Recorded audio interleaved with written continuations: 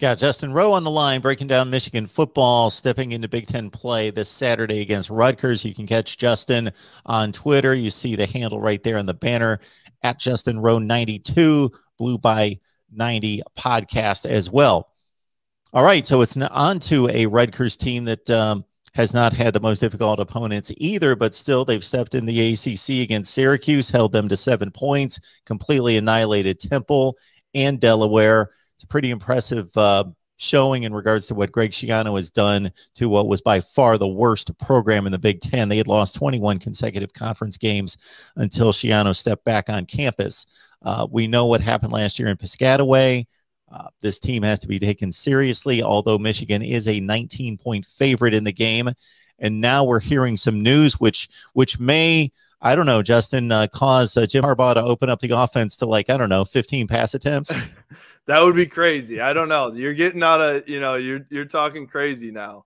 But yeah, crazy news this morning. So Chris Long and Max Melton, who are two cornerbacks for Rutgers. Max Melton is their starter. I believe you said he had 2 interceptions on the year, correct?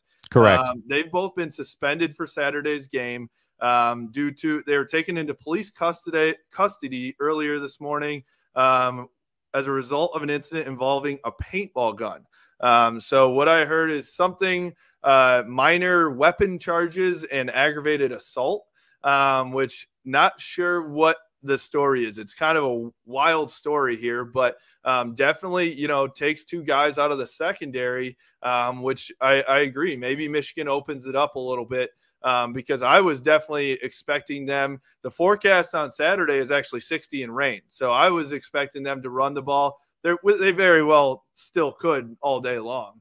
But it throws a definite wrinkle into what's going to happen on Saturday.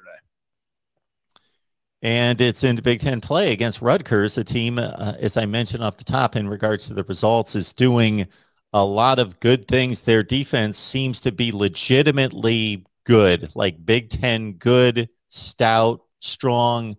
Actually, I heard a conversation yesterday about defense across the league, aside from some places like Columbus, Ohio, that there's strong defense across the board in the Big Ten, and Rutgers not touting them as a Georgia defense or something to that degree. But then they've got Noah Vedral as a quarterback who's got a ton of experience. This is a team to be taken seriously here in 2021.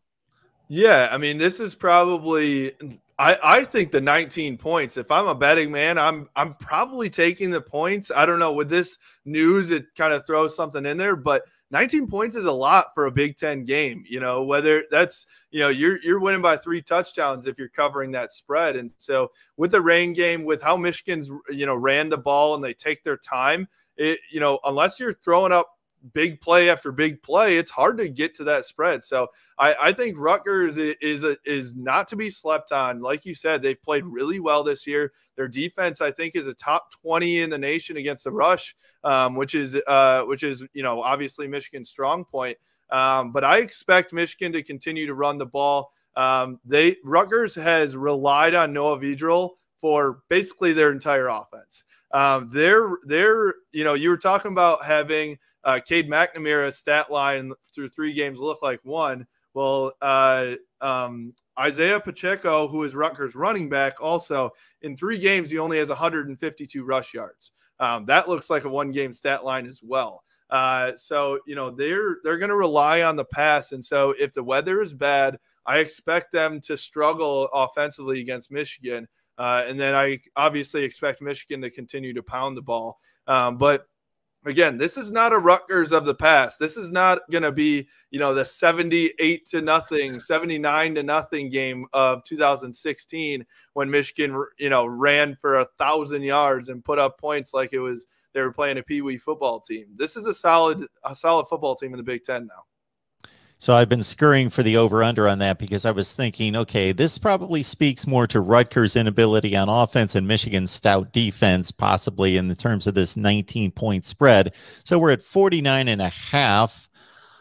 Trying to do the math here. What do we have? A 35-14, 35-14-ish game. Yeah. 36-13 game, 35-14. No, we back it down from there. 34-15 if we've ever heard such a score. But Yeah. that's what it is. Yeah, I mean, I could see that game happening, right? Where Michigan, you know, they stop they let Rutgers maybe get a couple pass plays. Noah Vedral scrambles and does a couple things for a couple touchdowns, but mostly they're stout.